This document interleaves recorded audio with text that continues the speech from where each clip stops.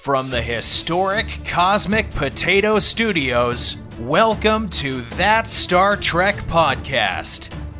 Hello, this is Captain Tilly. What the hell? What the hell? Hold your horses.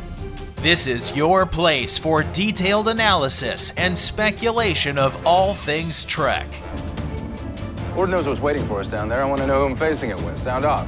And skip your ranks, they don't matter. Join us as we dive into the newest content coming available on CBS All Access, as well as retrospectives of the past series and films. She is ours. And today will be her maiden voyage. Now, on with the show. Everyone, and welcome to That Star Trek Podcast. My name is Sean Ray, and today we will be discussing the third season, the second episode of season 3 of Star Trek Discovery, which was titled Far From Home, starring Tom Holland, Samuel L. Jackson, Jake Gyllenhaal. Wait a minute, that's the wrong page. Far From Home, written by Michelle Paradise, Jeannie Lumet, and Alex Kurtzman, directed by Olatunde Osunsanmi. And joining me here in the historic Cosmic Potato Studios, we have Rick. How's it going, sir? Would you say I have a plethora of piñatas? We also have Virginia. How's it going, ma'am? Hello. And Scott. Huh? Hi. And rounding out the panel is John. John, you're still muted. You're still muted, John. I'm rounding out the panel. Yeah. All right. So the episode description for Far From Home is: after the USS Discovery crash lands on a strange planet, the crew finds themselves racing against time to repair their ship. Meanwhile, Saru and Tilly embark on a perilous first contact mission in hopes of finding Burnham. So we're gonna do like we, Burnham. huh? I'm looking for Rubidium. I know. I didn't write the description. I copied it. Okay, so what'd you guys think of this episode? Rick, I know you said on Facebook you weren't really a fan. I have issues with it. I'm about 60-40 on it. I liked the beginning. I liked the end. There's a 60-40 which way? I like 60 like 40 didn't like. Like the beginning, like the end, but there's quite a bit in the middle that just didn't work for me. And we'll get into details later. All right. Unless you want me to now. No, Virginia, what about you? I liked it more the second time that I watched it. I was really distracted by the actual Old West vibe of the space bar. But I love Tilly with the fire of 1,000 suns. So anything that is Tilly centric and Michelle Yeoh gets to kick ass, I'm totally here for it. All right. Scott, what about you? I was, by and large, I think fairly iffy on the episode. I certainly didn't dislike it, but it had examples of basically most of the little things that I can tend to sour on regarding Star Trek, and regarding a lot of television. If we're being fair about it, people who are clearly ignoring obvious medical issues that they have and refusing to tell anyone else about it. You see this in television shows all across the spectrum. Why do they do that? Why do people insist? Why do writers write characters to insist on keeping secrets that will obviously become a problem for everyone else before the episode is over or before the season is over? It's already started here in the second episode, and it drives me crazy. In addition to that, certain character traits and aspects of some of the people were, I think, amped up a little bit higher than they needed to be. I think that Giorgio was probably the best of that. Abrasive and obnoxious and arrogant, but it was oddly heavy on that this time. But putting aside those issues, which there were plenty of them sprinkled throughout the episode, by and large, I liked it because it is, as with last week, it's introducing us more to the landscape of this new century that we're being shown. John, what about you? I liked it. Sorry, thought it was fine. I mean, go ahead. I'm not saying that the stuff that you guys are bothered by didn't exist. It just didn't bother me. Yes, Giorgio was abrasive and hot-headed. Yes, Stamets and Reno were snide and stubborn. Yeah. Yes. That's all correct. I mean, if I were to break it down percentage-wise, 75-25. Yeah. Is that what we're doing now? Yeah, I did not prepare a percentage. Should I get a ratio going here? I think you should. No, I mean, it was, and maybe I'm not as how can I put this? A bad episode of Star Trek doesn't hurt my feelings. Yeah. I'm not as ensconced. So I factor in a certain amount of hokum that I would allow for. I give you a buffer of, okay, well, that was dumb. The biggest problem that I had with the episode was the Wild West thing. I'm like, okay, we get it. But when when he walked in, you could literally hear the spurs on his feet. Dude, thank you. I'm like, come on. Yeah. That's not, we already got the saloon door. We already got rid of it. We get it. We got it. We get it. It's not safe anymore. It's the Wild West out here. We get it. We get it. Just calm down. Did any of y'all watch the Ready Room? I didn't watch the whole thing. I didn't watch it. I haven't gotten to yet. At the beginning, he usually has some sort of clip there. There was a little bit of Usunsami. Is that even close to right? Mm-hmm. Yeah. Okay. And he was saying, yeah, when I read the script and it was like, this is like the Wild West in Star Trek, I was just like, yeah, we're going to go for it. And boy, did they ever. And so probably if I wasn't going to talk about this episode on a podcast, I would have just been like, all right, whatever, and moved on. But it wasn't, and it's not like I'm upset about it, because God knows we've seen far worse in Star Trek than this episode. So it was just a matter of, it took me out of Star Trek. It was like so Clint Eastwood, so the Three Amigos, so every bar, Did y'all hear the barroom trope. It was, the music was like a combination of Star Trek and spaghetti Western. Yeah. Just in those scenes. It was distracting. I liked it more the second time, but the first time it was just distracting. For that particular subplot, this became Sliders rather than Star Trek in that subplot. Okay, it went so outside of the normal universe. And I do want to say, though, as anything negative that I might say about this episode, John helped me realize that this is a good way to describe how I view bad episodes of Star Trek, like a parent. I'm not mad, just disappointed. See, I don't think this one was bad. It just, and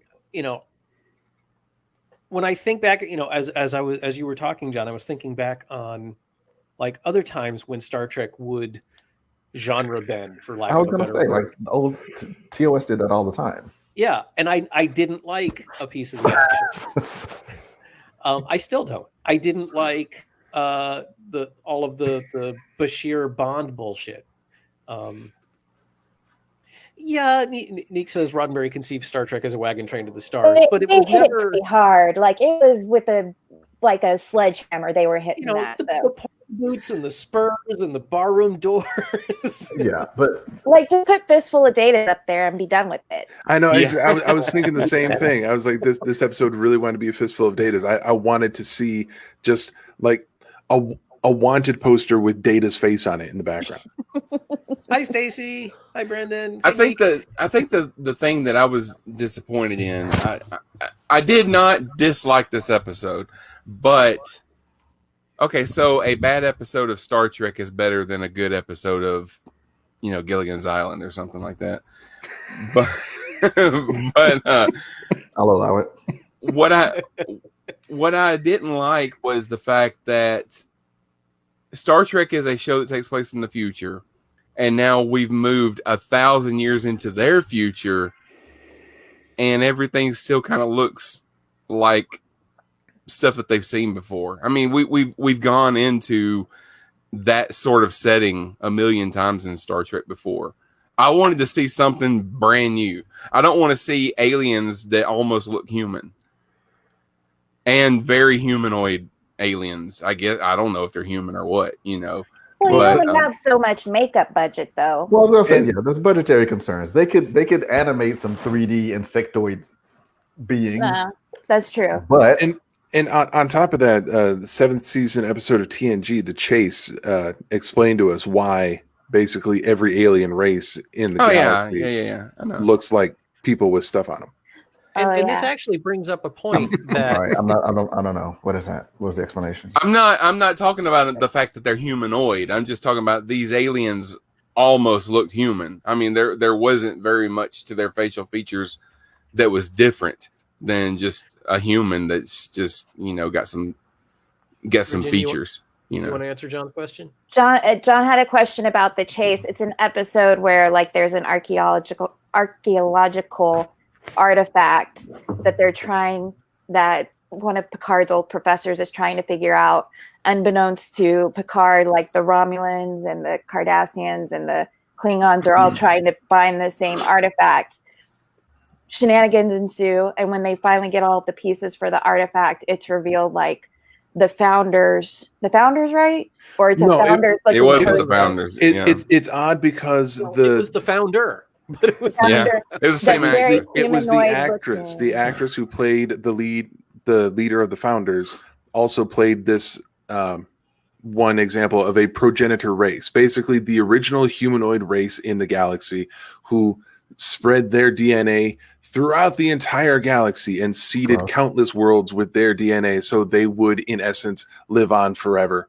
And all those different worlds that they planted their DNA on eventually rose and grew and evolved and became all the different races we see in Star Trek, which is they didn't quite make one sentence that said this is why, but the entire point of that episode was their subtle way of saying this is why all the aliens look like human people with prosthetics on their face, because we all came from this one race of humanoids which had a bald head, very, very bland features. So everything that has evolved, our human ears, Klingon ridges, Romulan eyebrows, all that came from this one very plain humanoid looking race. Okay. But it was a perfectly serviceable episode of Discovery because we did catch up with the characters. The thing was that the scene that they showed on the ready room last week was the first scene of the show, and it was the best scene. I was on the edge of my seat for that scene, but we got to catch up with everybody. We got to hear Tig Notaro be funny. We got to see Doug Jones hit another performance out of the park. Michelle Yeoh twirled her mustache. But that plot with the what we're calling the saloon plot, kind of the plot to A Bug's Life, pretty much.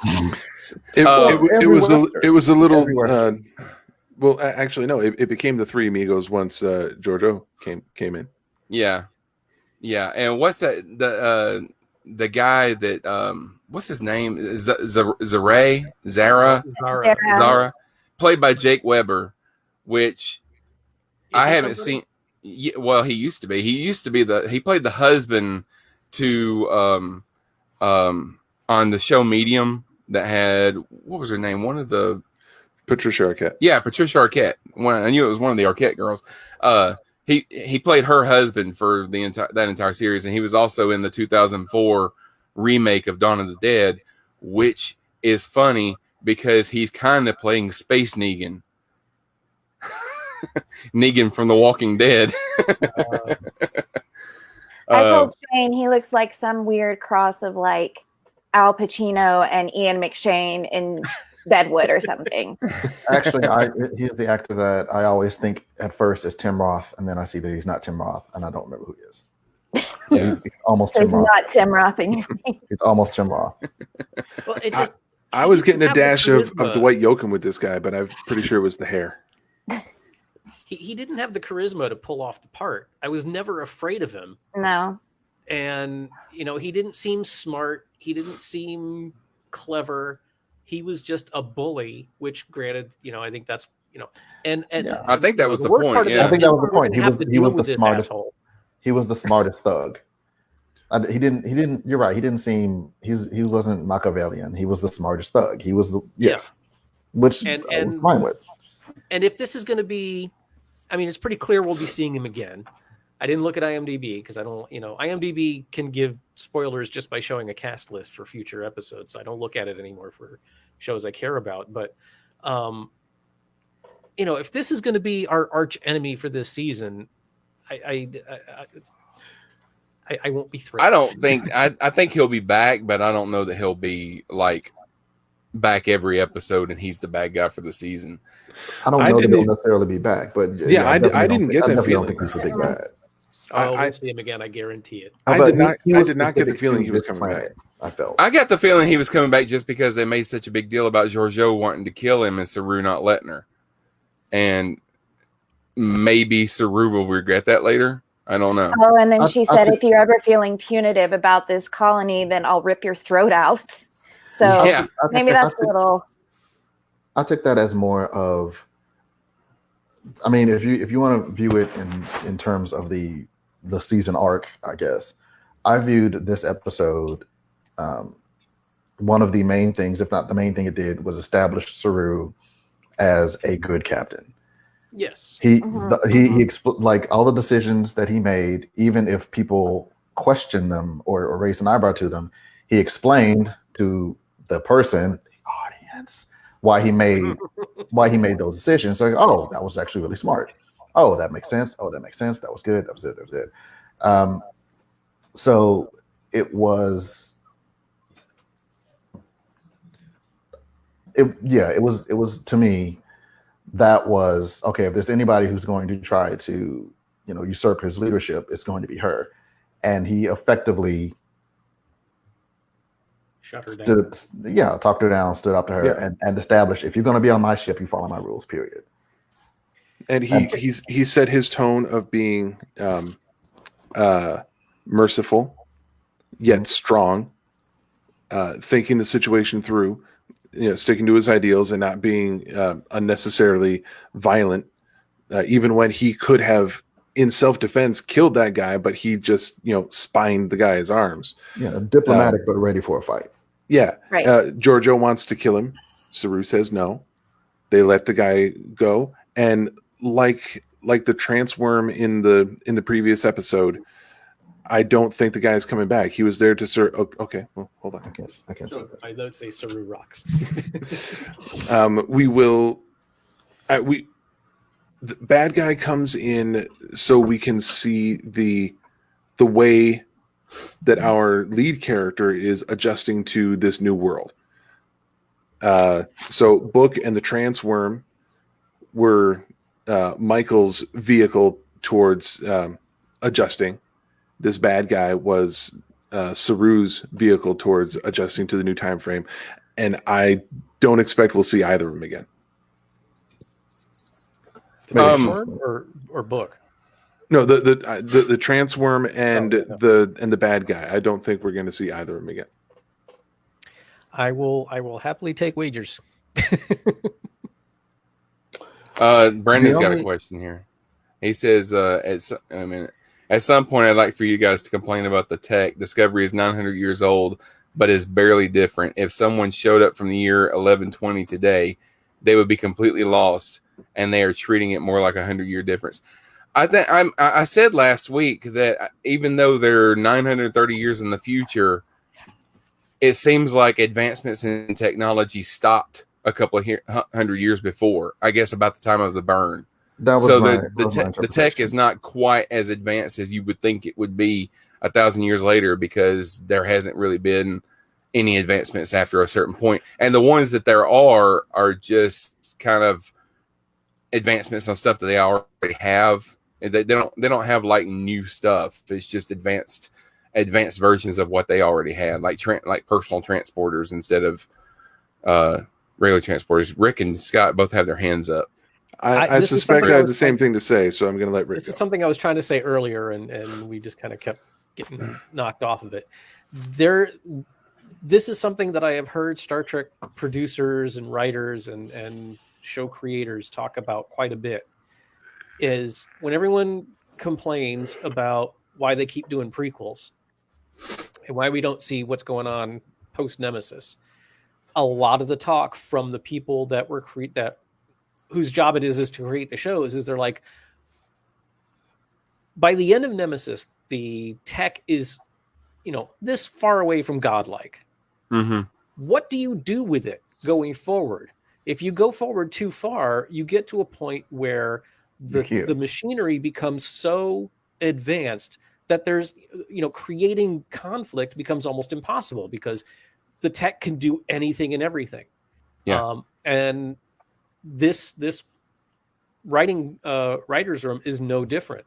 So I think that's one of the reasons why they came up with the burn. And I really hope that they explain it sooner than later, because right now it doesn't make a lick of sense. But there had to be a way to stop progress. Otherwise, 1,000 years in the future, you're going to have tech that is so Arthur Clarke's law. Sufficiently advanced technology becomes no different from magic.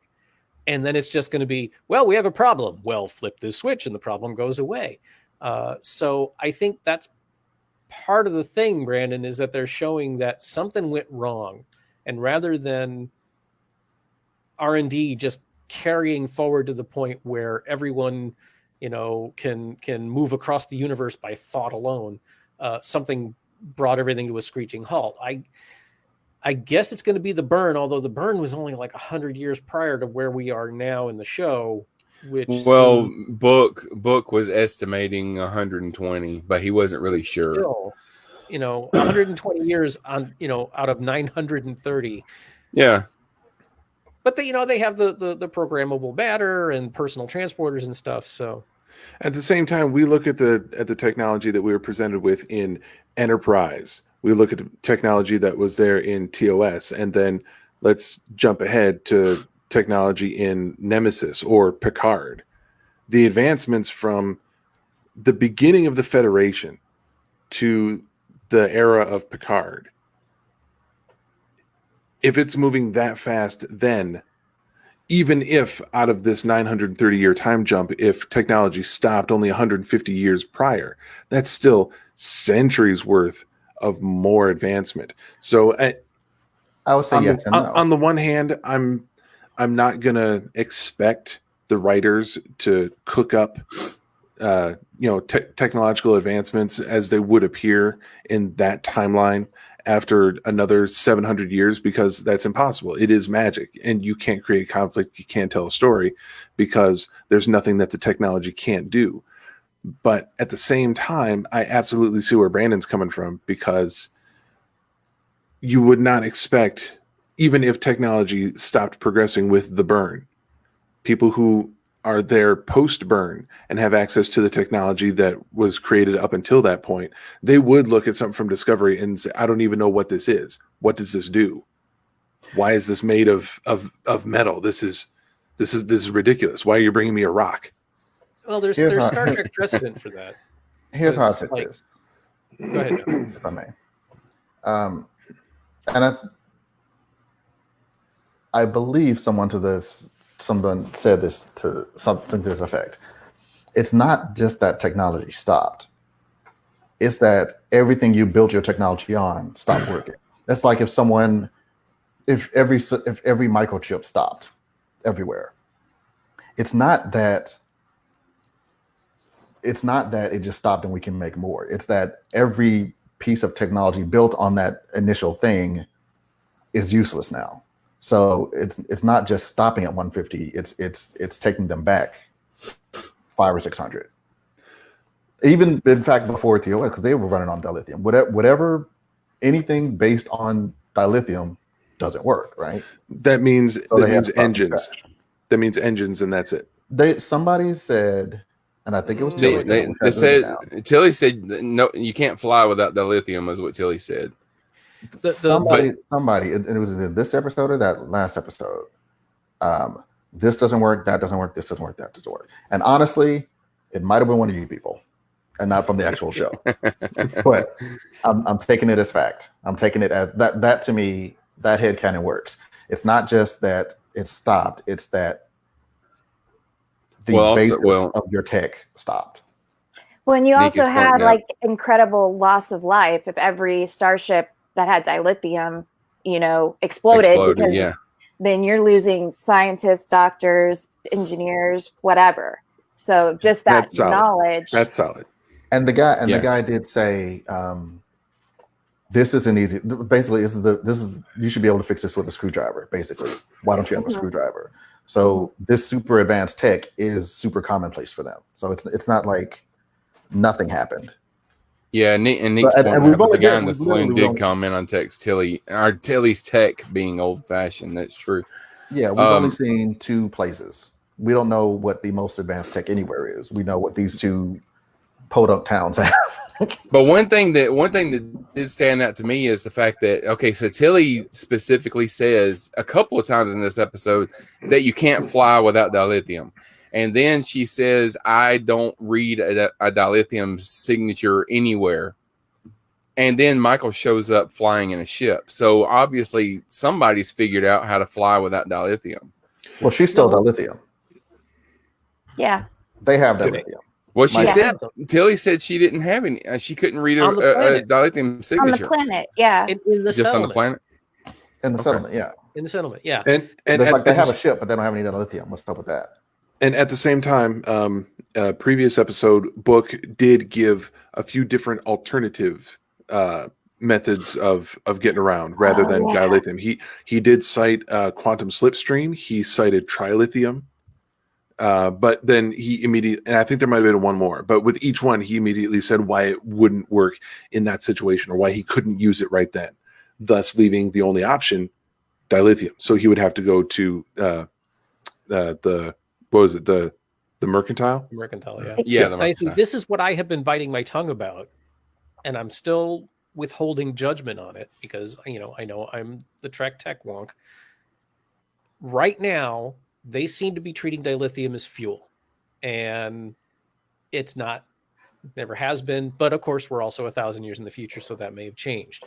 But the core of the matter-antimatter reactor, which is where everything in Star Trek gets its massive amounts of power, is dilithium crystals focusing the matter-antimatter reaction and generating the incredible amounts of power that starships and matter-antimatter reactors. Hang on. Anyway, that is, like you said, we're 2 episodes in, so I'm trying not to get all bent out of shape about the fact that they're treating dilithium as a fuel. As an expendable resource, as opposed to a thing that sits. It's utensil. It would be like saying that your fuel injectors are only good for 10 miles. Well, yeah, I mean, but just because it doesn't run off dilithium doesn't mean that it can run without dilithium, because my car doesn't run off oil, but it can't work without oil. Right, but the point I'm making is that the way the show is operating right now, they're acting like dilithium goes away as you use it, and it doesn't, or it never has up until now. Yeah. Okay. It's more of, the reaction is channeled through the dilithium, and if they break, then you're screwed. But it doesn't use it up. I think I think the way they've been treating it still works, because it's not like you use it up, but it is now exceedingly rare. Exactly. What? So it's not a matter of using it up; it's a matter of nobody has it. So it's well, and that's why I'm waiting. I'm waiting to see. Why is that the one thing? Why is that the one thing in Star Trek that can't be replicated? Because they still have dilithium mines and all that, but they can replicate everything else, but they can't just go to the replicator and say, "Give me some dilithium." Well, they can't replicate latinum either. Sure. It does seem to me, Rick, you do make a good point, and I hope that they do address this at some point later in the season. But it seems like there's a retcon happening with this season of Discovery. That being, the writers are. It feels like the writers are saying, over all these decades, people who don't watch Star Trek but they hear about it secondhand will always just assume, oh, those Star Trek ships they run on dilithium. So let's just say it runs on dilithium. And it's like they've decided to make dilithium the fuel instead of a focusing tool. And they're just conveniently ignoring the fact that ships actually run off of a matter-antimatter reaction. And I don't like that, because that's taking a simplified version. It's taking a term that non-fans are familiar with, that being dilithium, but banking on the fact that new fans or non-fans that are still around won't know what dilithium was used for in all the previous series. And they're just saying, no, this is what it's used for. So it seems, like I say, it seems like a retcon that I'm not exactly sure I'm wild about, but you also make a good point that we're only 2 episodes in, so we'll see what they do with this. There could be a new kind of warp drive that, is intensely more efficient, but it does burn up the dilithium crystals. That's all I would need to go, all right, fine, we're cool. I did like when Tilly and Saru show up in that saloon, and they say, we crashed our ship, and then yeah, we saw it. we saw the giant starship crashing. Can I just say? And they knew it was a Starfleet ship. That was good too. Mm-hmm. Can I just say, before we go back into the saloon, there was a lot of really good stuff in this episode. I don't want everybody to think that I hated it. I loved watching Awosakan and Detmer land that ship, because that was freaking awesome. That whole opening sequence, the crew was amazing. Saru was great. Everybody got something important to do and to say. I know, because that's one of the biggest criticisms we've had about Discovery from the get-go is that the bridge crew are kind of set dressing. They don't really get to do very much. When they crashed, and then we saw Detmer laying on her console with her eyes open, I'm like, don't you kill her.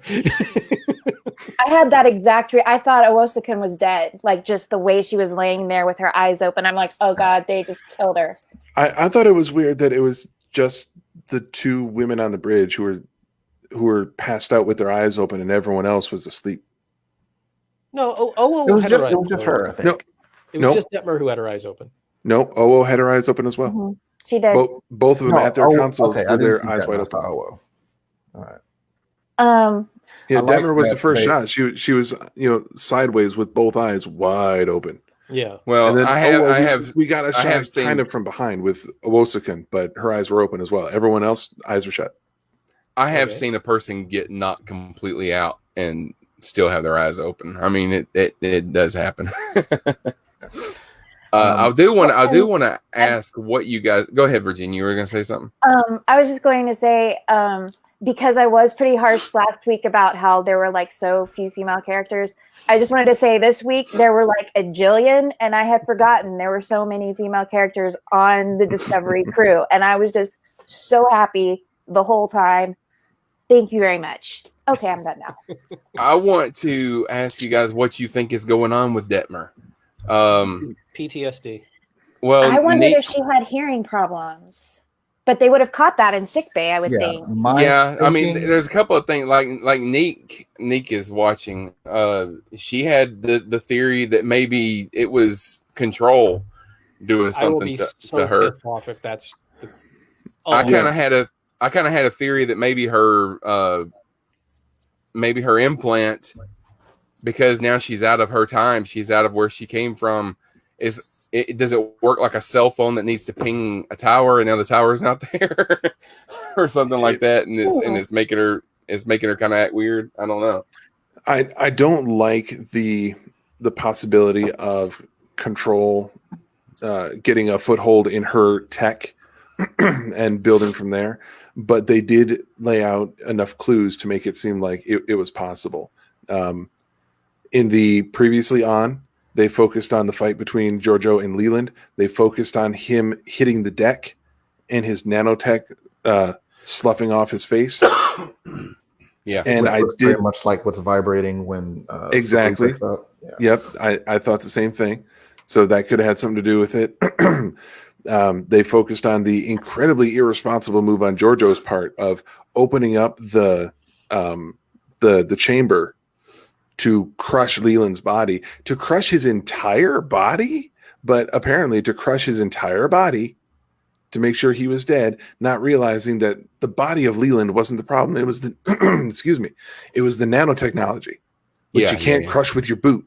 But you opened up the chamber and you went inside, so you could take. You got some Leland on your shoe, right? And so Tilly said, you have some Leland on your shoe. And I said, and she's also no doubt got a whole bunch of nanotech on her shoe. Way to go, Philippa. Nice move.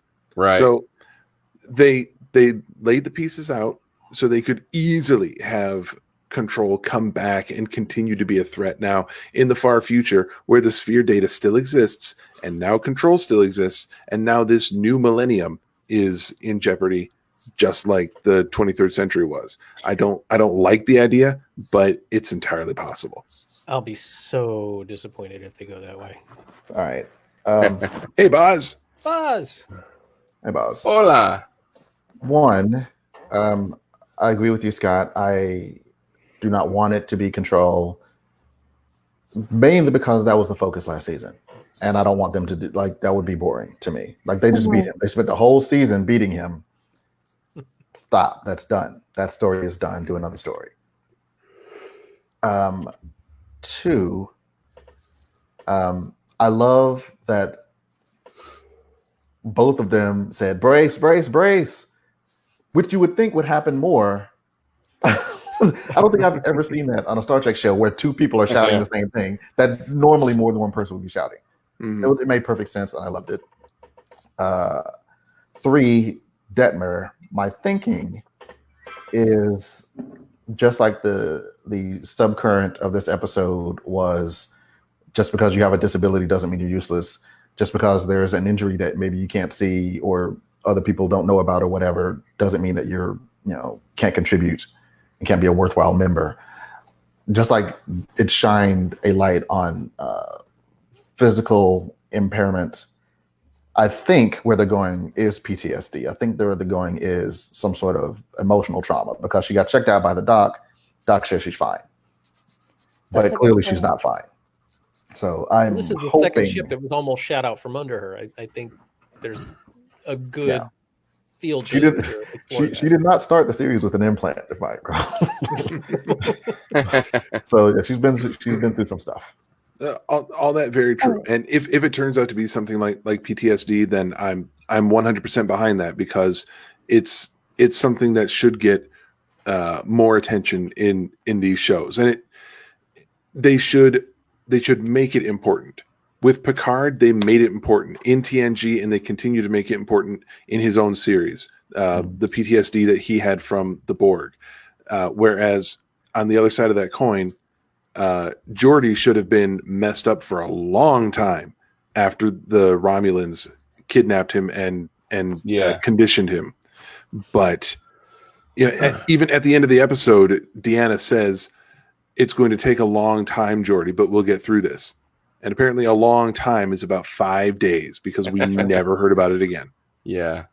Yeah, So, just like they should make it important. They should stick with it. But I don't like that we are like I said before, we're doing what every TV series does. If it is PTSD, if it is an emotional mental issue that she is having, she has to at least realize that she's not on top of her game. She has to realize that she's missing a beat. Tell someone about it. I'm okay with it because I mean it literally just happened and people are noticing. It would be one thing if she went about her day and then she went back to her quarters and just like cried and like went weeks and weeks and weeks and nobody could tell anything. But like people are immediately like something is off, something is wrong. So I'm fine with it taking longer because other characters are reacting to it. So I'm okay with that storytelling. I mean, just because you have something doesn't mean it's going to be easy to talk about or easy to tell someone or easy that they'll understand or whatever. So, and that's part of the process too, is like doubting yourself and thinking, oh, it's not such a big deal, even though it is a big deal. So I personally can buy why she wouldn't want to tell anybody, oh, they won't think that I can do my job. And, this is what I'm doing right now. So I really need it. Like that kind of thing is totally believable to me. And it's not even, I see it less as she doesn't want to tell anybody as she doesn't realize how bad it is. Everybody around her is saying, you need to go sick. No, I'm fine. I don't think she, it's like a prolonged state of shock. You don't know you're in shock when you're in shock. You think you're fine, but everybody around you can see that you're not. Stamets was doing the same thing in this episode. I mean, the exact same thing. He got basically impaled in the last time we saw him, and then in this episode, he's getting up off the bed. Okay, I'm ready to go back to work. And he did go back to work, and almost died doing it. So, yeah, another example of ignoring limitations and doing what they know they shouldn't, which it makes for good drama, and on the one hand, it's sort of understandable. But I think at this point, I'm wishing that shows like this would take the unexpected route instead of going for who knows how long with Detmer being affected by this and other people noticing, but just kind of letting it go. I would have liked Neek made a good point here. She mentioned that Culber saw that something was wrong. He had a look on his face that he recognized something was wrong. I would have liked for the writers to confound expectations by having him step up and put a stop to everything. Say, Kayla, something is wrong. I know the other doctor just checked you out and said you were fine, but you're not, and we're going to figure this out. And do it there, and have someone notice and take action right away instead of having it be a time bomb for the viewer. Ooh, how long until this becomes a big problem, which is standard for TV. I want them to notice these things and fix them quicker. I think it would be more dramatic and more relatable. I can understand your frustration, and I get that it's definitely a trope, but I would put Detmer in a different category than Stamets. And Teague. Like they again, that is consistent with their characters. They always think that they don't need help, and they always think that they can do like that's who they are. So I'm fine with them. I'll just get through it. I mean, Reno was really at least Detmer that well. Reno, at least, I mean, she was letting people know something was wrong with her. She's like, my back hurts. I love her. Yeah. I can't do this. My back hurts. I'm not crawling in that Jeffries tube. My back hurts. What they needed was an exocomp. Let me ask you all a question.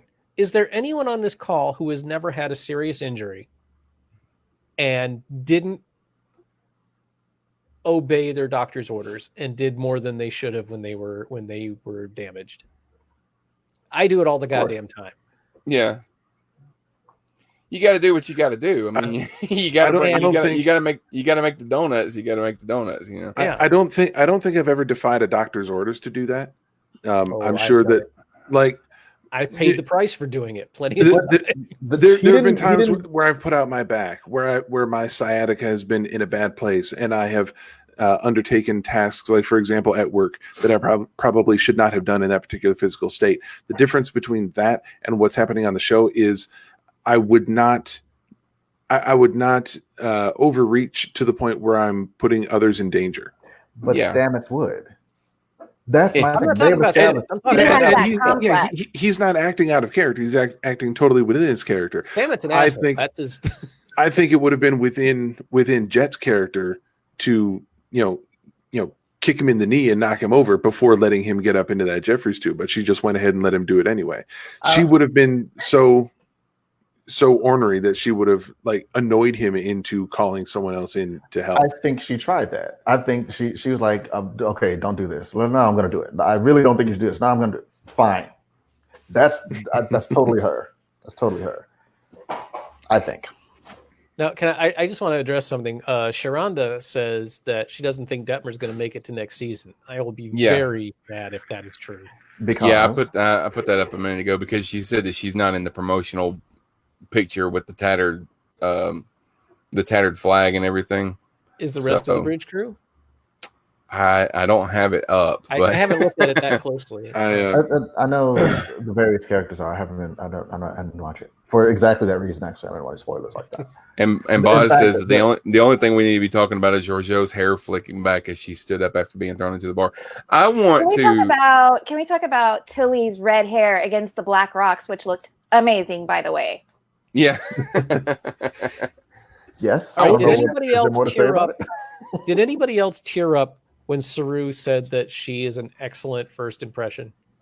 That was so sweet. That got me ready. I liked it. That's what I'm saying. Like, Saru will make the decision, and people are like, "Are you sure?" And then he explains why. Like, "Oh, of course, that's perfect. You thought all this through. You're good at your job. Good job." The only thing that and let me just say this before I forget it. Mm-hmm. The only thing that really stood out to me as uncharacteristic was Georgiou shows up. They know there's about to be a fight, and Saru tells Tilly to get behind the bar. When the fight starts, I'm like, she's in Starfleet. She can fight. Yeah. I didn't understand that either. I did not understand that either. She's technically a cadet. She hadn't graduated yet. She's in Starfleet. She can fight, and it's a life or death situation. She can fight. We've seen her fight, but here's how I hate candidate. Here's how I hate candidate to be okay. She had the one piece of tech that they absolutely needed that couldn't get broken, and the guy behind the bar had a gun, so he was a more defensive position. Oh, hey, Chris. Hi. What's up, Chris? But hey, Chris. That was the one thing, more than the Wild West stuff, more than the Giorgio Leland boot stomp, that to me was like, what? That doesn't make any sense. That doesn't make any sense. But I have a question. I'm gonna let it go as protect the tech, and it was annoying because it seemed like if Kirk had done that, it wouldn't have fazed me. It seemed weird for Saru to do that because he's such a, not to disparage Kirk, but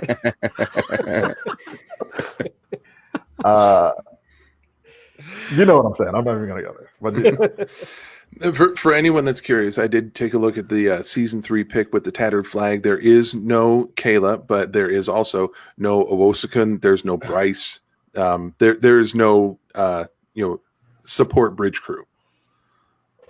There's only one. There's the non-binary character, but the new trans character is not present.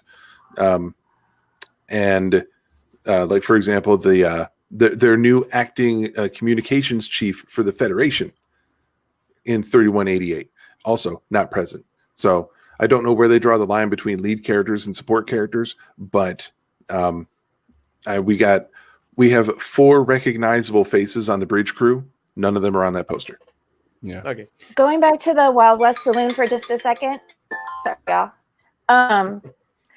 What do y'all think about the fact that poor Cal, R.I.P. Cal, died with like one long shot of that gun, but what's his name shot like 4 or 5 times at Giorgio, and she was, still able to kick all of their asses?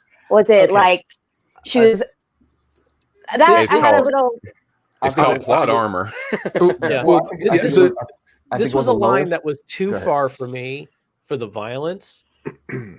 Not what they did to Giorgio, but what in the most toys in TNG, the Veron-T disruptor was like described as the most horrible weapon ever, and then it's not just lethal; it's vicious. Yeah, tears the body apart inside out. Does it very slowly too, compared to your phaser standards. Wow. And we also saw in Star Trek 3 when Krug shoots his gunner and he died, it kills him very slowly. But this and in Picard with the Icheb in the eye, Trek has not always shied away from really gruesome deaths. Conspiracy. But Play-Doh. But this to me was excessive. One of the nice things about energy weapons in Star Trek and Star Wars, is it's if they were going for a Wild West vibe, I was thinking about it tonight because I was listening to Alice Cooper's song "Killer," which, if you're familiar, you guys maybe have never heard it. None of you have heard it.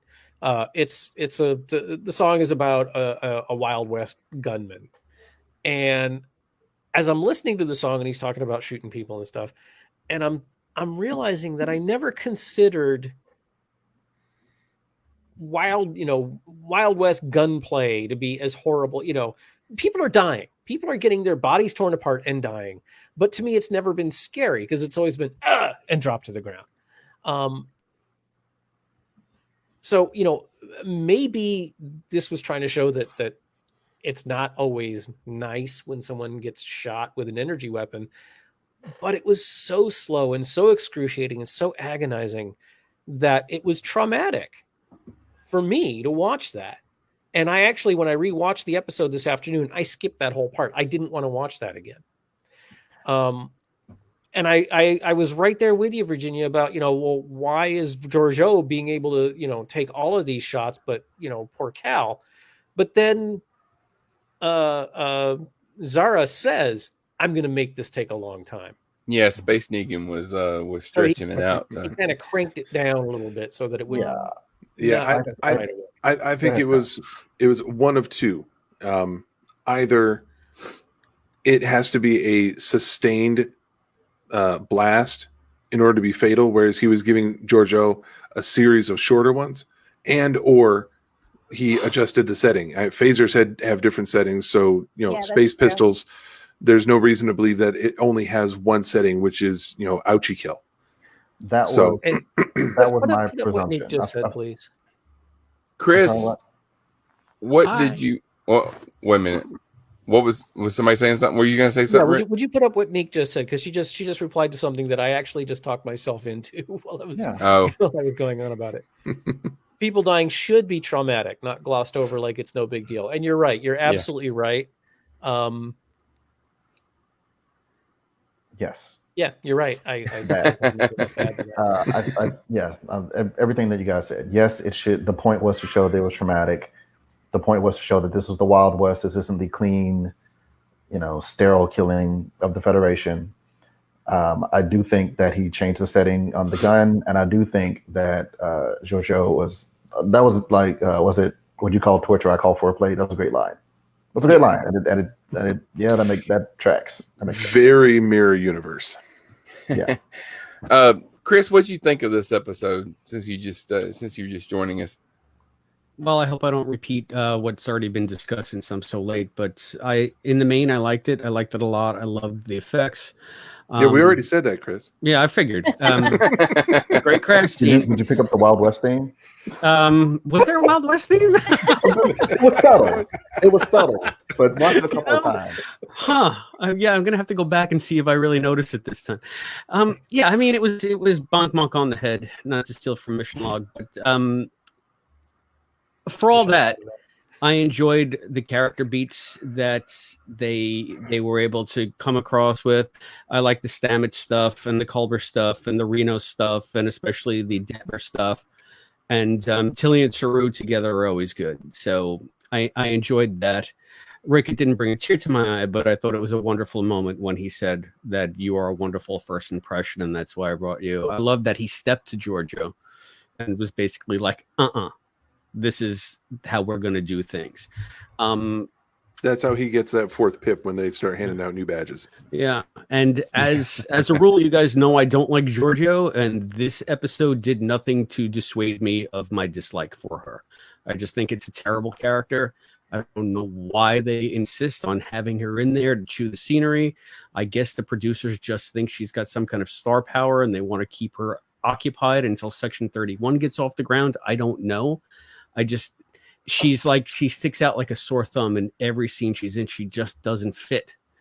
And I don't know what it is that they could do to make her fit. I just think it's the fact that she's an irredeemable character to me, yet she's gotten more screen time than anybody.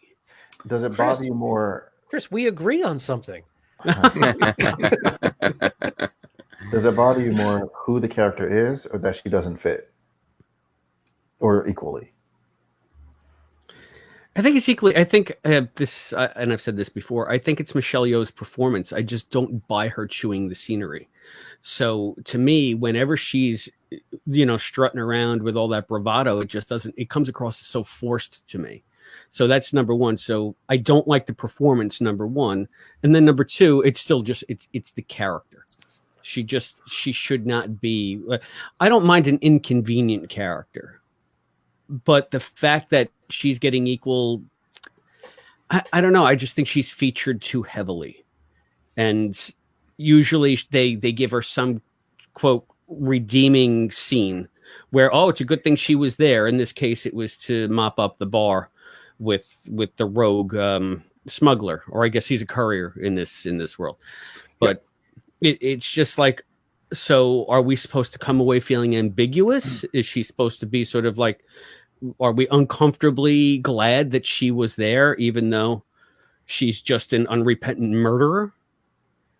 So I wonder how much he's supposed to, like, in the absence of like a clear enemy at this point, supposed to be like the awful person who which Saru and Tilly respond, no, that's not what Starfleet's all about. We have to do it this way. Right. Because so you don't have like the Klingons out there saying, whatever. So do they need like a hard edge to push against, like something that backs up? So, but I think that you already had that with the courier and sort of the frontier setting, and for Saru to speak like that, he could have said that to the guy. They sent him out at night. I mean, it's almost like Kirk with Khan. We're going to exile you. We're not going to kill you. Give him your pack. You were going to send us out with this pack. Now you have as much of a fighting chance as you were willing to give us. Yeah. So I kind of liked that part of it. And I think that would have been fine about, you could have had one of the miners who justifiably want to kill that guy because they just killed his brother, the poor bartender, get his hands on the gun, and Saru stepping in front saying, you guys saying that you want the Starfleet ideal and you knew we were here and you knew that we were going to come and rescue you. Well, this is not how we do it. Even though you're perfectly justified in killing him, you shouldn't. And we today, I choose not to kill today. That's the Star Trek message. Mm-hmm. So I don't think that you need to have Giorgio chewing the scenery to get that across effectively. You already had the characters built in for something like that. Now, it seems to me that Giorgio in this episode is more extreme, more abrasive than she was when we saw her at the end of last season. She's still very much the same character, but by the end of season 2, she seemed to be, I don't know if softening is the right word, but she was fitting in with the crew and with the universe that she was in better than she was when she got there. But now she is amped back up once again, back to, essentially, fresh from the mirror universe Georgiou, which makes me wonder if they're going to make a stronger, more concerted effort to give her an arc through this season. So by the end of season 3, she will have noticeably softened from where she was in this episode to a more reasonable character, just in time for her to take Discovery back in time 1,000 years, tell it to hide where it will hide for 1,000 years and be found by Kraft. And then they will find that Discovery at the end of this season and resume with a artificially intelligent Discovery by the end of this season. Because twice in this episode, they dropped the word Vidrash, which is what they call the Federation in the Calypso short trek. Yeah. Which tells me was they're going to tie Kraft into this before the season is over. They're going to bring it together. And I wonder if sending Georgiou with Discovery back to the 23rd century is how they get the ship back there to hide for 1,000 years so Kraft can find it. And then it will in turn be found by our time displaced crew of the Discovery. And at the same time, that gets Georgiou back to the 23rd century so she can star in her own TV series. Yeah, and I think she was also she was pissed off because Saru was not. He wasn't working as hard as she thought that he should be towards finding Michael. Yeah, he wasn't prioritizing Michael. She was prioritizing other priorities, Michael, which is what they're going to do. That's going to be their in. That's going to be the route they take to soften her character, is by having her take on a maternal role toward Michael. That's what gets her amped up. Is I want to find Michael because she makes me want to be a better person. Okay. Right. I don't buy it. I think I'm not saying I buy it either, but that's the route they're going to take, whether we buy it or not. That's how they're going to do it. No. Like you're like, what seems like she's regressed. It seems, her whole reason for crossing over in the first place and crossing over into the future was Michael. The only reason she's softened at all is because of Michael, and now Michael's gone. Like, so that's like the one person that she actually cares about. So until that person is there, then she doesn't have a good reason, or rather, she'll use all of the Emperor tools at her disposal to get to that person. So that, I mean, if she's still this way, and let me be clear, I don't think that your character assessment, yours or Chris, is incorrect.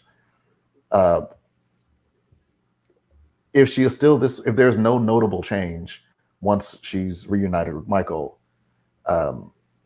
then I would slightly disagree with you, Chris. I don't necessarily think her performance is bad. I think she's overly written. I feel like it's more her lines that everything's got to be a zinger. And like every line is a gotcha. I can't deny that. We don't.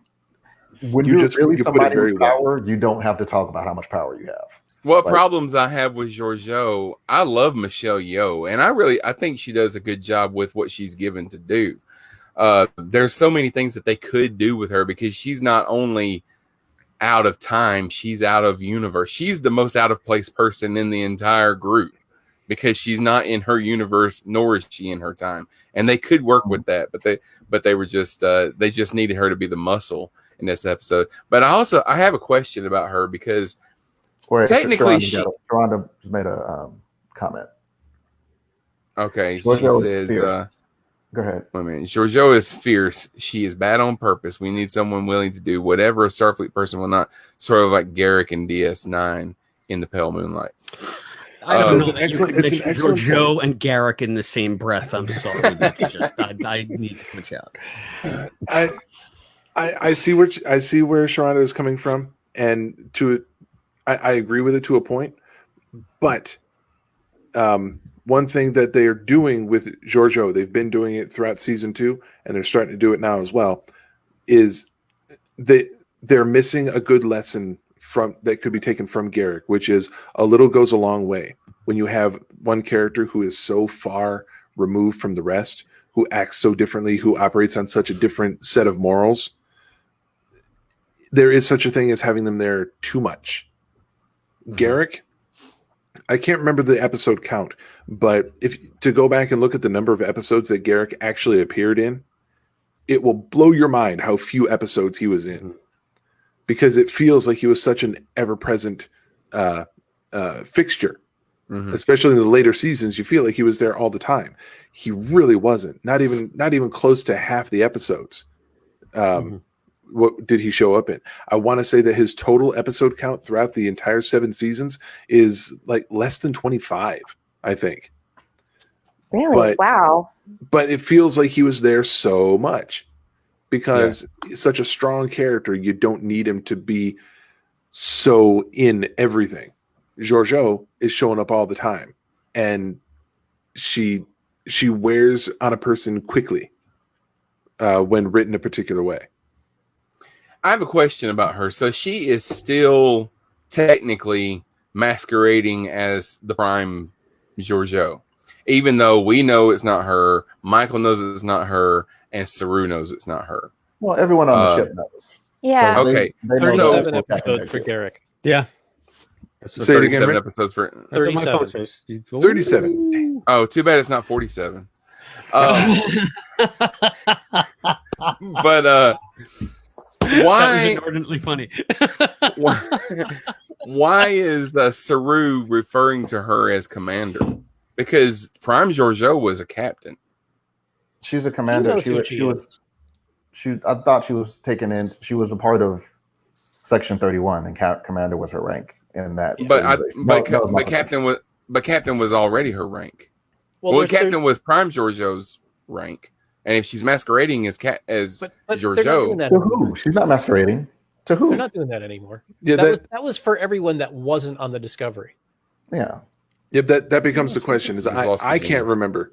I can't remember if the entire crew of Discovery was made privy to her actual origins, or if it was just a couple, or if they're just kind of erasing that. But regardless, whether it's a masquerade or whether everyone knows that she's from the Mirror Universe, either she was commissioned into Section 31 as a commander, or if they think it's Prime Giorgio, she was demoted to commander in Section 31.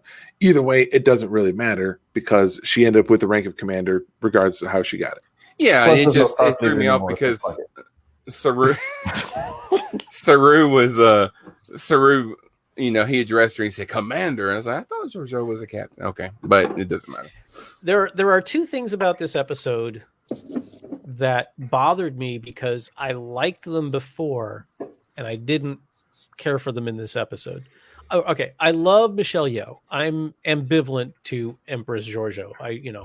My dislike for the Mirror Universe is well known.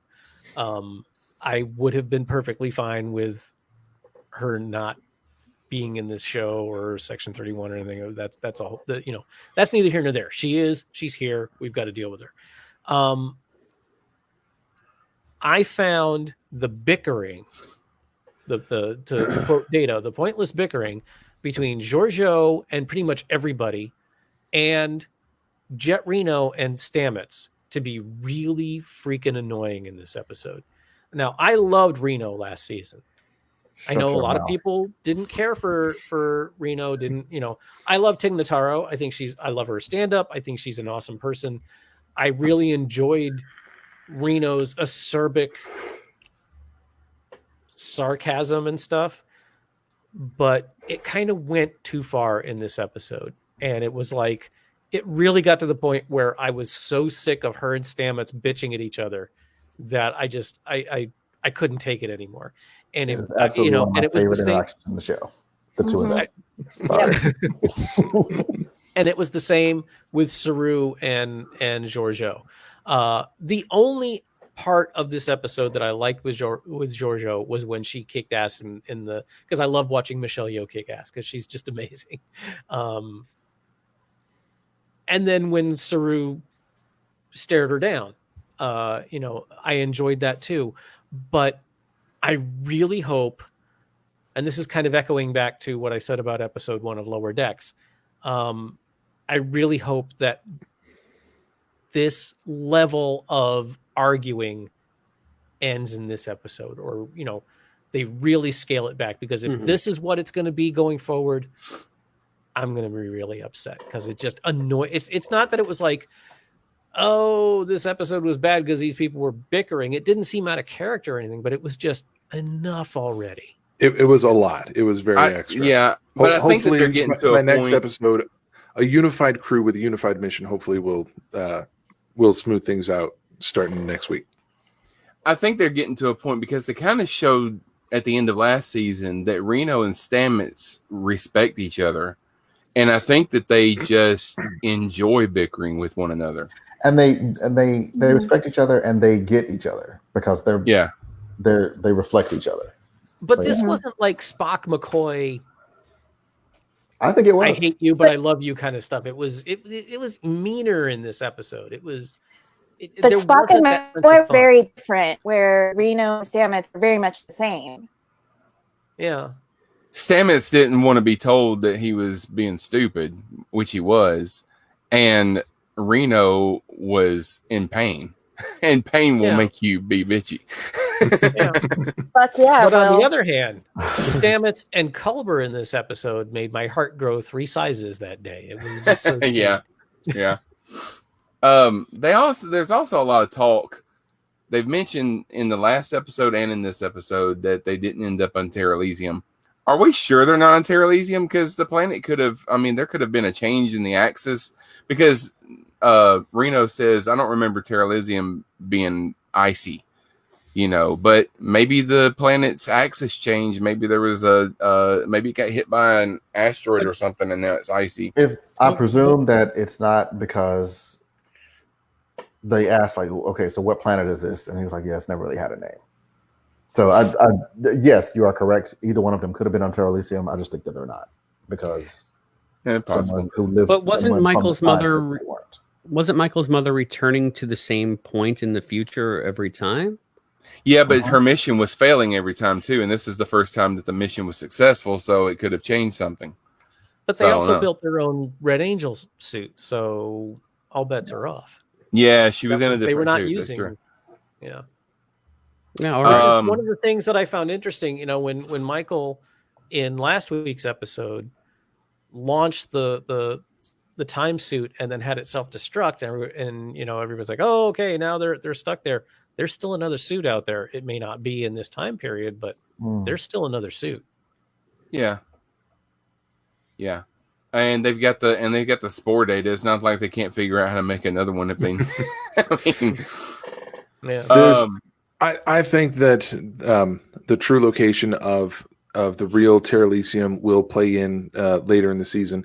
Again, it would not surprise me if finding Terra Elysium and another time suit like Rick just mentioned, tie all that together with Discovery and Giorgio and time travel and sending it back.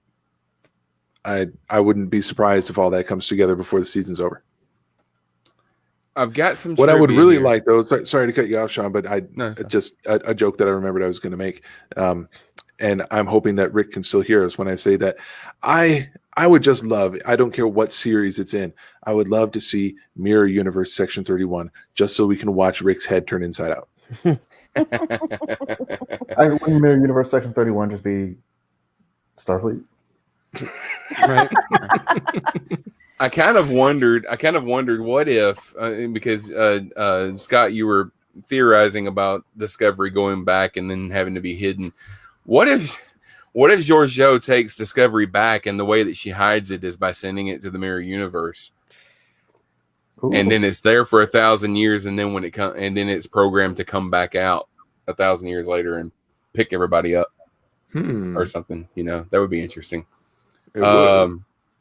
because that would explain why. I mean, if it goes back to its regular time, that would explain why there's not any sightings of Discovery throughout all of the history of Star Trek that we've had. What if it's in some quantum pocket of a mycelium network, just waiting? Because if space is effectively all joined together, maybe time is too.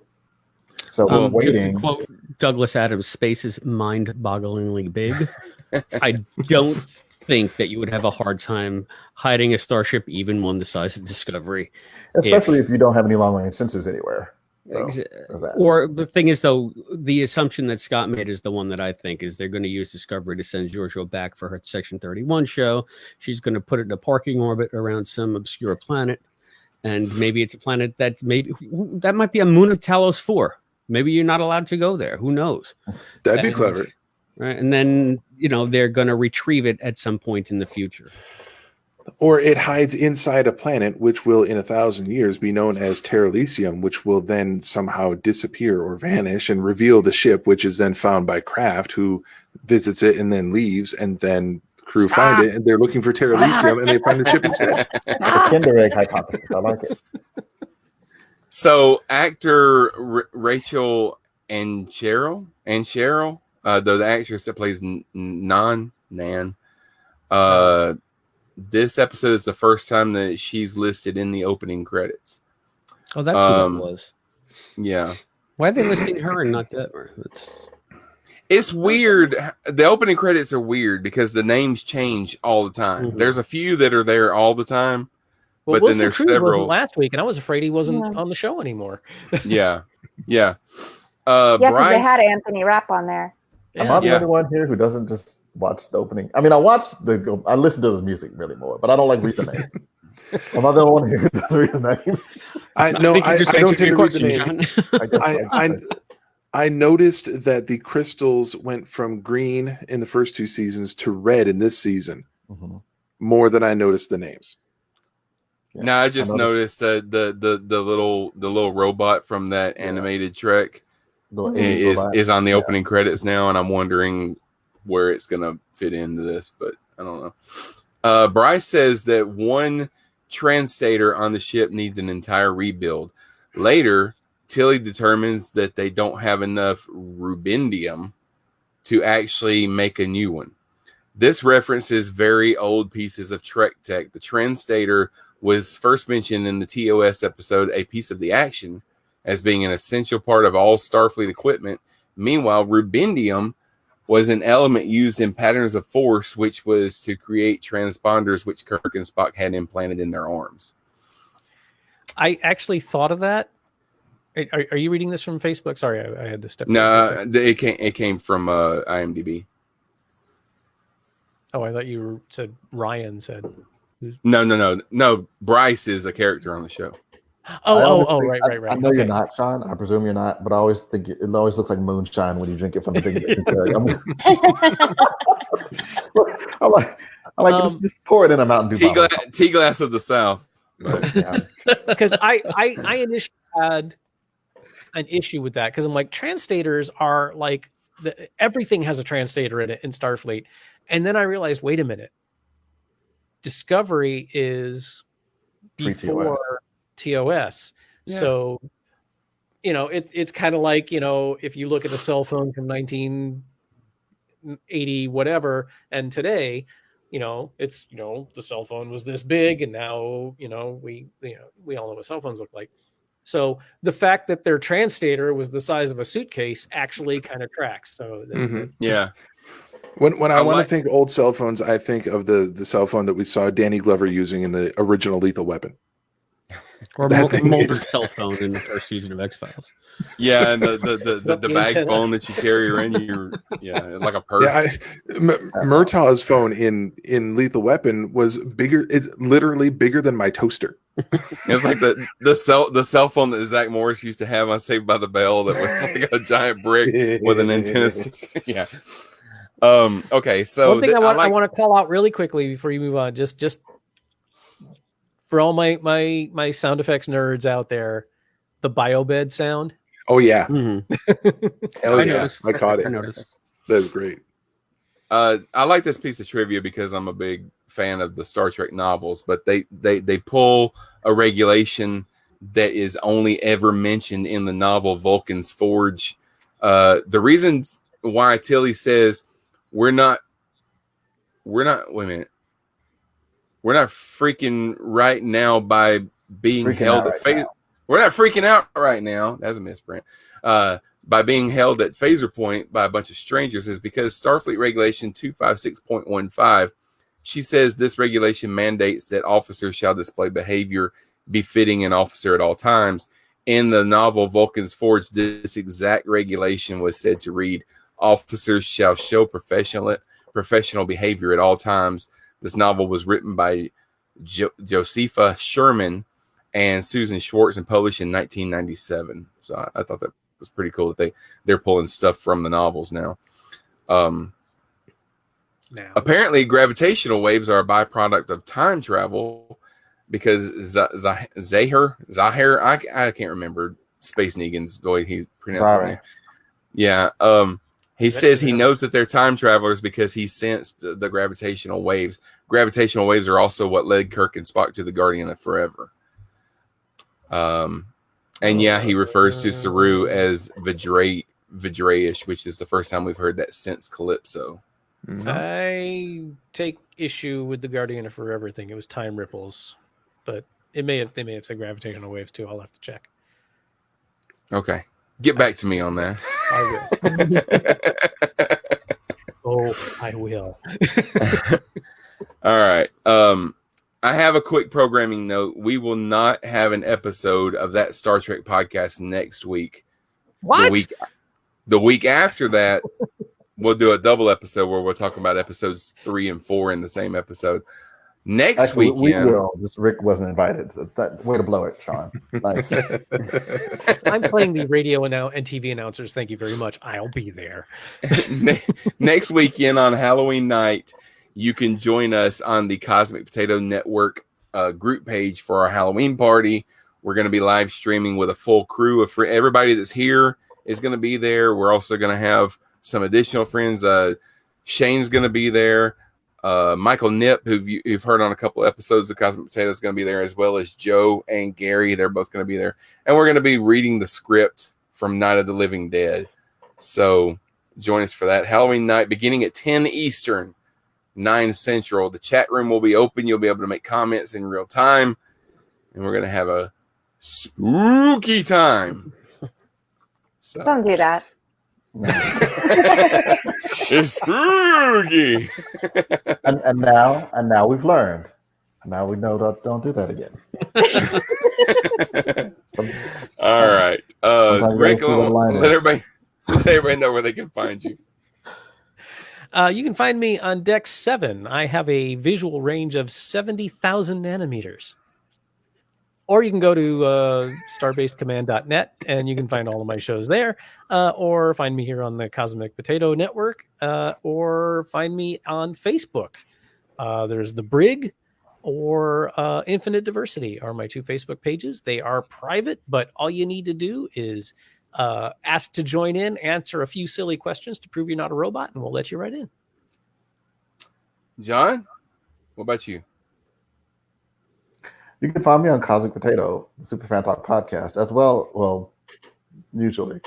well as my show, Captain Game Show, the Trivia Wordplay podcast of the Cosmic Potato Network. Also Facebook, Twitter, Instagram, Google it, la. Virginia.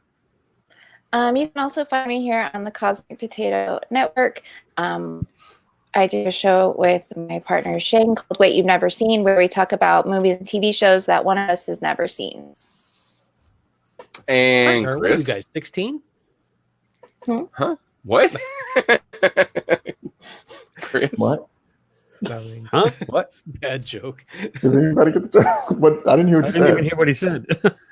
I said, partner, what are you guys, 16? Oh. Oh, Boz says bye-bye. Yeah, got Boz. It's like 3 o'clock in the morning for you. What are you doing up?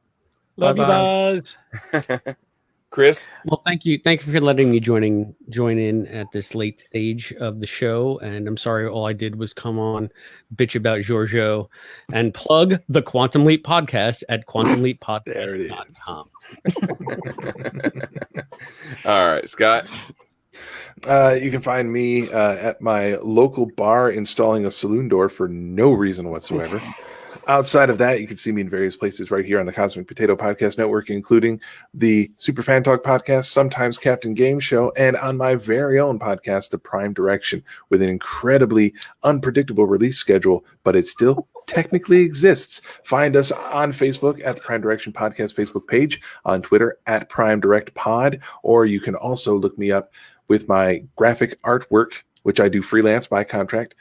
Find that on Twitter at Planet Rise or on my own website, www.planetrisecreative.com. I was gonna make you said it's not predictable. I was like, yeah, it could show up tomorrow or a year from now. It's like Did it? Okay, we never talked about the end of the show. No. Michael showed showing up. Michael showed up. Wait, I mean, Yeah, Michael showed up. I- What happened? I regret that I predicted that it would be like actually I said 2 years, but I wish I hadn't. I mean, it's not like it was a big surprise, but I wish it was more of a surprise. I wish it was a I little. wish it had further taken along. longer. Yeah. I was fine with it. I was fine with it because whenever they showed up, she would have found them relatively quickly. I was fine with that. I just wish she had been there longer. Yeah. Is that what you meant? Or you meant longer? Well, in yes, terms of the show? I wish it had been more than a year, because I think that would have had more impact. Although I practically bawled my eyes out when she showed up on the screen, even though we knew it was going to be her. But I would have liked to, and this is a byproduct again of these incredibly short seasons. I would have liked to have seen Discovery trying to find Burnham. I would have liked to have seen Burnham trying to find Discovery. Mm-hmm. Have there, a couple of episodes where they're still trying to find each other. Give us a little bit more, a little bit more payoff, a little more build up to the payoff. I would have liked if Michael's going to swoop in and save the day, I would have liked for her to be saving them from something other than ice. I was just going to say, Parasitic ice. Thank you. I thought parasitic ice was great. I was like, I know what those two words mean, and I've never heard them together. It's like that's good sci-fi right there. It's like, That's the best portmanteaus and space herpes. Exactly. Yeah. I know exactly what it means. Okay, it's ice. What is it? And it does what parasites do. I think he literally said that. I thought it was great. Yeah. I thought that was perfect. I don't think I would have liked. I don't think I would have liked several or even a couple more episodes of them still trying to find each other. I would have been perfectly fine with episode 1 showing Michael arriving and adjusting. Episode 2, Discovery arriving, adjusting. Episode 3, they're both looking for each other for about half the episode while giving us more information on what the season-long arc is going to be.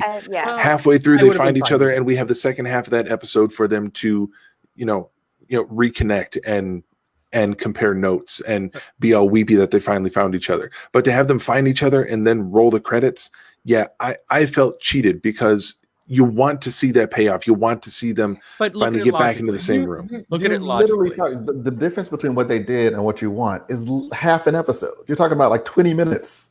Just 20 minutes different.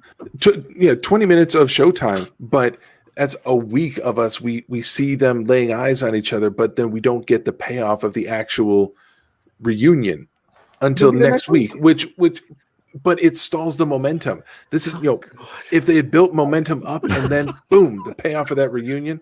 And see, Chris can roll his eyes all he wants, but I know there are people out there listening saying, momentum. You're right. And that would have been a nice way to go. But in the end, you have to think, number one, they're going to find each other anyway, and they have 10 episodes or 12 episodes to tell whatever story they want to tell. Number two, if some space rogue can sense the Discovery coming in by chance, Michael is there, been looking for it with the help of a rehabilitated Federation sensor array. She is going to notice them coming right away. It's what she spent the last however long she's been there doing. So unless they arrived 3 days after she did, there's almost no chance that she wouldn't notice their arrival right away. And that's how I bought it. And I thought it was kind of like Deus Ex Michael at the end, but they like Deus Ex Riker at the end of Lower Decks too. Why not? You're And then not I get wrong. to see, and I'm gonna just go there. Sonequa and Martin Green is super hot, but Sonequa and Martin Green in braids is next level hot. So I've been waiting to see her in HD with those braids for quite a while, and they do not disappoint. I would have okay, and you're not wrong. We've got 10 episodes. We don't have time for a protracted search, but 1 year, and I know that a year is a year, but 1 year to go, I've been looking for you for so long. It's been 1 fucking year. Right. Yes. For us, and I get that. But if we show up at the end of the year and we look back and say, oh, it's only been a year. But if literally every day you're looking for something, it's like when you're driving to a place as opposed to when you're driving from a place. Driving there takes twice as long because you don't know where you're going. You driving home. Yes, It's like, I just if Well, it had been, and, after 2 a or year 3 or and longer- 5 years, then her, the statement "I've been looking for you all for so long" would have carried some weight. 1 year, I would have hoped for a couple of years, but I get it. Because if I've been doing the same thing for you, after at the point if I had of lost you've been my doing this for a family and I was year, looking for them for a year, and I finally found them, I would have been looking for you for so long would not be an incorrect statement. yeah, you would start to get to the point where it's becoming so routine that you've almost given up, because this is like, she didn't know how long it was going to be. It could have been 1,000 years and she knew she was never going to see him again. exactly. And that was the thing. She said it could be a year, it could be 1,000 years. So when they show up a year later, she should have been like, "Oh, thank God." Instead I'm sure she was. We just didn't see it. forever. I'm sure she was. Yeah, maybe. But I'm also glad we talked last week that they should have. I know Scott was saying that they should have released it, and John, you were saying it too. They should have released it as a 2-part episode or as a 2-hour episode. But last week's episode was so much better than this week that if they had released it as a 2-hour episode, it's like the second half of that episode would be kind of a letdown. Maybe if the 2 episodes were intercut, I guess maybe this episode wouldn't have been quite so much concentrated annoying. I think if they were intercut, and somebody told her that they might not be here for 1,000 years, then we the audience already, and no, they're already there. But then we get to the end of the episode, we find out that we've been not only jumping from scene to scene, location to location, but we've been jumping from time to time. Yeah, and then you find that at the end of the episode, that would have been a nice twist, I think. To find out that this entire episode we've been watching Michael from a year ago, or from the passage. No, not the passage of time, but we see Michael from a year ago and Discovery from today, and then we find out that they were not occupying the same time. Find that at the end of the episode. That could have been fun. And we didn't know they were on the same planet. On Facebook, actually, do a Witcher, pull a Witcher on it. Yeah. I didn't watch. You should. Well, I don't know if you should. It's fine. You didn't watch The Witcher? Nope. I got too much stuff to watch. Yeah, I haven't watched it either. You gotta watch West He's going to Wing. watch The West Wing for the 85th time. Yeah. Dude, I don't like fantasy, and I love The Witcher. I still haven't even watched the first episode of Lovecraft Country. I haven't either, because we don't know. Oh man, right now. Excellent. Okay. I wonder if it's on before we go too far, I want to. It's a complete non sequitur, which is now is the perfect time to say it. I know, like, a lot of people have a problem with the lens flares in Discovery. I don't really have a problem with them. I notice them. I'm like, okay, whatever, that's the style. The thing that I have a problem with is the extreme close-ups. There are close-ups in place of establishment shots, and there should be more establishment shots. Like there are. Okay. For you people listening at home, all you need to know is Sean's being a dick. And I will have you know that I thought of literally 7 different ways to say that, and I decided there's the lens flare. the funniest one. There's Yeah, the you're lens right. flare. No, he was just doing a Shane Close stuff. But yeah, but there are times when you see like when they walk in between the little rocks to beam up to the saloon doors, but you don't see them. It would be nice to have seen Saru and Tilly's point of view as they see him walk through the things. You just see him go around the corner and disappear. Like, what? Why? There's no reason. They did this the last episode too, and it feels to me like they're doing it more this season. And this to me is my lens flare. Like that. This is actually a storytelling device where you're dropping the ball. A lens flare, whatever. It's an aesthetic choice, but this is something you're making the show more confusing than you need to. Saru and Tilly didn't even react when they walked up to that rock and then they just transported up. They didn't even react. They were just didn't they see him transport out? Transporters, but no, I don't know. That's what I'm saying. I don't think they did. They just saw him disappear. That is literally what I'm saying. It's the same thing. He disappeared in red flash. I'm not surprised that they weren't surprised. I'm saying visually it was poorly done because they should have seen where he walked to teleport. That's what I was saying. But they didn't show that. They just showed him go and then teleport up. And then I'm like, if they hadn't put it in a cave, I don't know. And they did it a couple of times during the last episode too. Sucked. That's all I'm saying. The production thing they do that's been bugging the shit out of me is the fake handheld camera jitter, because it's also not real. You can tell it's a goddamn effect in whatever editing software they're using. Even if it's not, there was no reason. If who is it? We'll pronounce the name correctly at some point. Zara, whatever. Zara. He is sitting there. He is not moving at a table, and he's giving his lines, and the camera is all over. I'm like, even if you were holding it, it wouldn't be. Even if you were, unless you're like drunk right now at the bar, there was no reason for the camera to be moving that much. Like during an action scene, yes, there's action, you move around fine. But he's sitting there. You're not making that scene more exciting by moving the camera around. He's still sitting. That's a goddamn steady cam if that's not on purpose. Yeah. No, it's definitely on purpose. It's absolutely on purpose. And again, aesthetic choice, just not visually. It is my lens flare. That's the thing. The lens flare. And that's the thing is, if that sort of thing is standing out, it's being done wrong.